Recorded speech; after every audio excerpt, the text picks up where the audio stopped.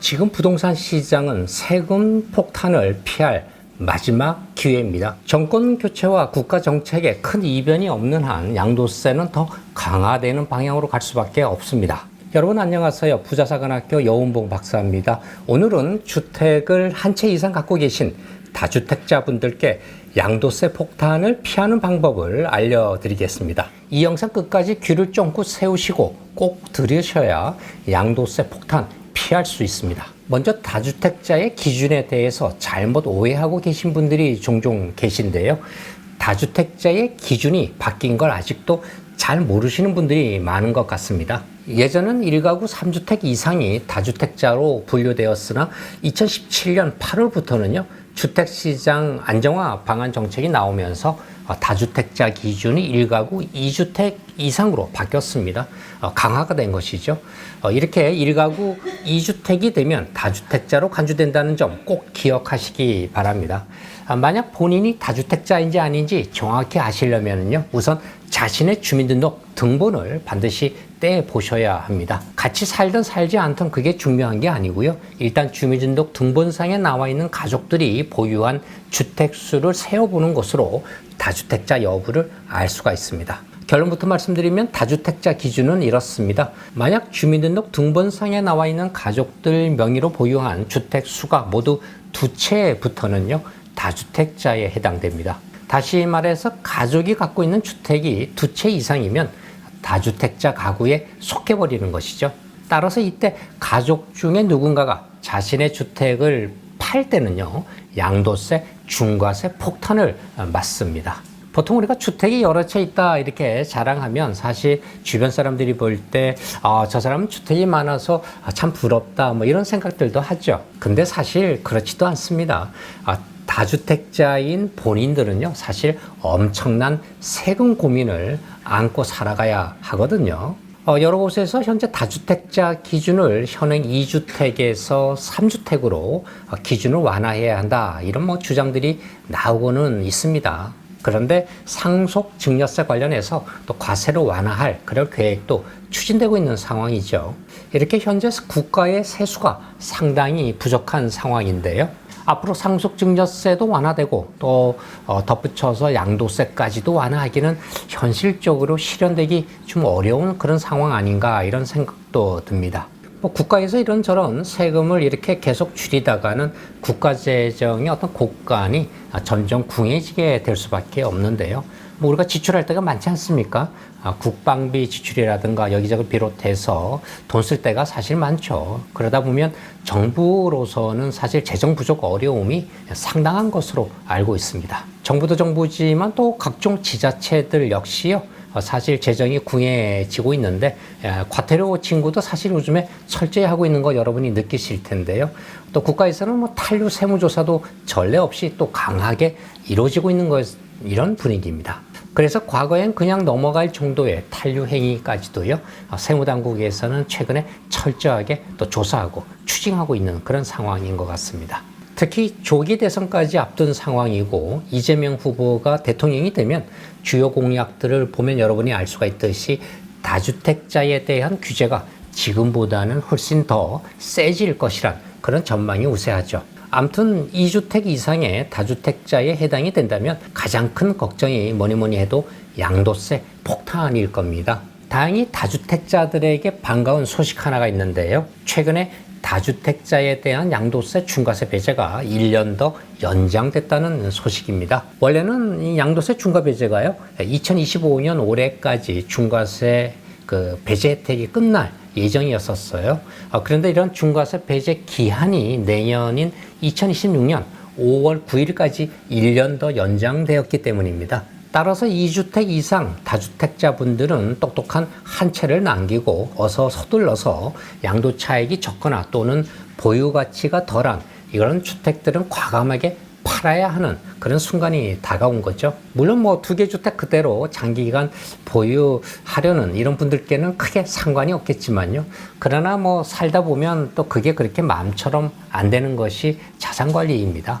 뜻하지 않게요. 이런저런 이유로 해서 갑자기 팔아야 하는 계기가 생길 수 있는 것이 바로 부동산 관리인 거죠. 만약에 상황이 잘 안 돼서 장기 보유를 포기하고 당장 팔아야 하는 그런 상황이 됐을 때 양도차익의 90% 가까이 세금으로 내야 한다면요, 아마 매도자 입장에서는 정말 억장이 무너질 겁니다. 그래서 혹시 주택을 언젠가는 팔아야 한다 뭐 이런 생각이 조금이라도 있다면요, 영상 보시는 이 시간에 빨리 매도를 결정해서 시장에 매물로 내놔야 할 것으로 보입니다.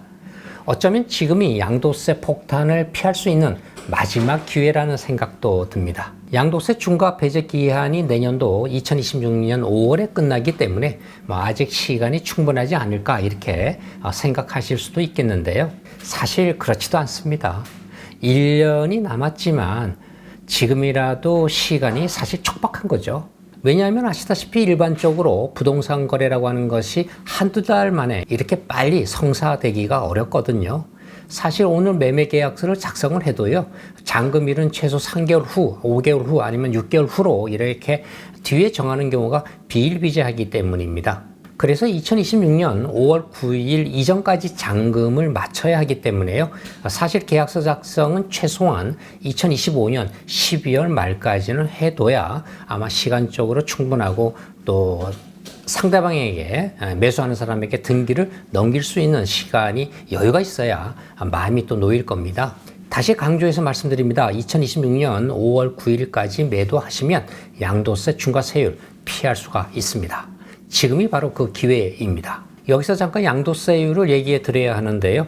원래 양도세 기본 세율은요, 양도 차익에 따라서 다르죠. 양도 차익이 작으면 최소 6%에서 또 많게는 최고 45%까지 누진세율 체계로 이렇게 되어 있죠. 우리나라 물론 다른 세금과 마찬가지로요, 상속 증여세 포함해서 모든 세금이 대부분 누진세율 체계, 즉 과표가 크면 클수록 높은 세율이 적용되는 것이 바로 누진세율 체계입니다. 그런데 다주택자가 주택을 팔 때는 양도 차익에 대해서 중과세율이 붙어버립니다. 어떻게 붙는가 하면 2주택자는 기본 세율에다가요 20%가 추가로 붙고요, 3주택 이상부터는 기본 세율에다가 30%가 더 붙어서 중과되는 구조죠. 여기까지가 아닙니다. 여기에다가 또 지방세까지 붙기 때문에요, 세금은 훨씬 더 많아지게 되는데요. 이러면 보유 주택 수가 3채나 되는 3주택자의 경우에는 양도 차익에 대해서 총 82.5%까지 세금을 물어야 합니다. 다주택자분들에게는 바로 이 82.5%, 이게 바로 무서운 거죠. 더더군다나 우리나라에서는 모든 부동산은 3년 이상만 보유했다가 팔면 장기보유 특별공제 혜택, 이런 거 알고 계시죠? 이런 혜택을 받을 수가 있는데요. 소위 대표적인 양도세 절감 혜택입니다. 장특공제라고도 부르고 있죠. 그런데 다주택자에겐 주택을 팔 때 아무리 오랜 기간 보유했다고 하더라도요, 이런 장특공제 혜택을 한 푼도 받을 수가 없습니다. 다시 말해서 주택을 팔 때 생긴 양도 차익의 대부분을 세금으로 갖다 바쳐야 하는 이런 상황이 벌어지고 있는 거죠. 그리고 여기서 제가 빠뜨리기 전에 한 가지 더 참고 설명드리면, 다행히 아직까지는 양도세 중과가 배제될 수 있는 주택이 강남 상구라고 불리는 강남구, 서초구, 송파구와 또 용산구에 소재한 주택도 해당되기 때문에요, 이런 지역의 고가의 그런 주택을 보유한 다주택자분들은 더더욱 추후 양도세 폭탄을 피하기 위해서 2026년 5월 9일 이전까지는 팔아야 합니다. 즉 다른 사람에게로 매매를 통해서 등기 이전을 완료해야 양도세 중과를 피하실 수가 있습니다. 2026년 5월 9일까지로 되어 있는 양도세 중과 배제 기한이 그때 가서 다시 또 연장될 수도 있지 않을까, 뭐 이렇게 하는 기대감도 있는데요. 사실 새로운 정권이 들어서게 되면 아마 분위기상 더 이상 연장되기는 어려울 것 같다는 생각이 듭니다. 최근에 유력한 후보로 떠오르고 있는 이재명 대통령 후보가 내세우는 조세 정책을 보면은요, 그 화두가 양도소득세 중과세거든요. 즉 다주택자에 대해서는 더욱 엄격하게 세금적으로 다뤄질 것으로 내다보고 있는데요. 따라서 내년도 2026년 5월까지 유예된 양도세 중과 배제 기간까지는 조정 대상 지역 안의 주택이더라도 양도세 기본 세율인 6%에서 최고 45%까지만 납부하면 끝납니다. 그래서 다주택자 비율이 높은 고액 자산가들에게 상당한 두려움이 되고 있는 것이 바로 양도세죠. 예를 들면 3주택자인 경우에요. 아까 30%의 가산세가 붙는다 그랬는데 이렇게 되면 납부하게 되는 양도세금이 과연 얼마나 되는지 한번 계산해 보겠습니다. 보유한 지 오래됐고요. 또 값이 그동안에 많이 오른 이런 주택일 경우에는 대부분 양도세 최고세율 45%가 적용이 되는데요.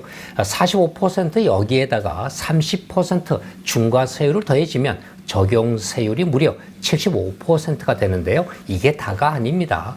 여기에다가 지방소득세까지 더해야 하기 때문인데요. 이렇게 되면 납부해야 할 총 세율은요 82.5%가 되는 겁니다.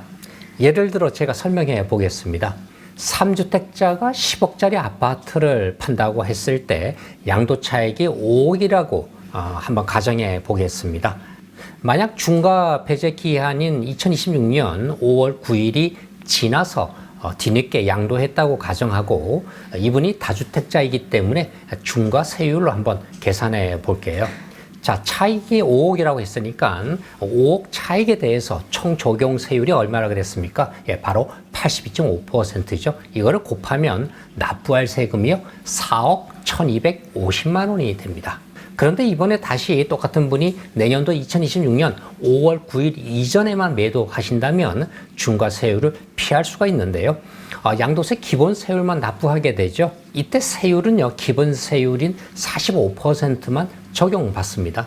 더군다나 더 좋은 것은요, 양도 차익 5억에 대해서 아까 말씀드린 장기 보유 특별공제 30% 혜택까지 받을 수가 있는 거죠. 이렇게 되면 과세 표준 5억 원이요 3억 5천만 원으로 크게 줄어들게 됩니다. 이렇게 되면 최종 납부를 해야 할 세금은요 지방소득세 포함해도 총 1억 2,400만 원 정도밖에 되지 않습니다. 결국 이렇게 똑같은 아파트지만 2026년 5월 9일까지 중과세 배제 기간 안에만 팔면 4억 1,250만 원 낼 거 1억 2,400만 원만 납부하면 되기 때문에 무려 세금을 2억 8,800만 원 이상을 절감할 수가 있게 된 겁니다. 만약 여러분들이 양도차익이 이 금액보다 더 클 수가 있는데요. 이럴 경우에는 절감하는 양도세액도 상대적으로 더 커질 수밖에 없는 거고요.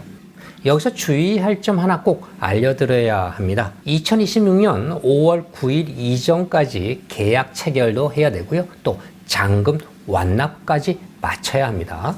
계약일 기준이 아닙니다. 잔금일 기준이라는 게 중요합니다. 따라서 안전하게 계약서 작성 시에 반드시 잔금일은요 2026년 5월 9일 이전으로 작성해 두는 것이 안전하죠. 사실 부동산이라는 게 아무리 여러분이 좋은 부동산이라고 해도요 몇 개월 안에 흥정을 해서 팔기는 사실 어렵습니다. 그래서 2026년 5월 9일 기한을 지키려면요 적어도 최소 6개월에서 1년 정도 여유 기간을 갖고 공인중개사에게 미리 알려서 물건을 내놔야 합니다. 그러니까 만약 여러분이 매도할 아파트를 갖고 계시다면 사실 2025년 12월 말까지는요 안전하게 매매계약서가 작성돼야 하는 것이죠.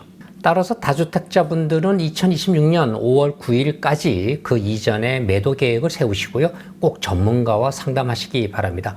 절세의 기술을 제대로 알고 대비해야 바람직한 것이죠.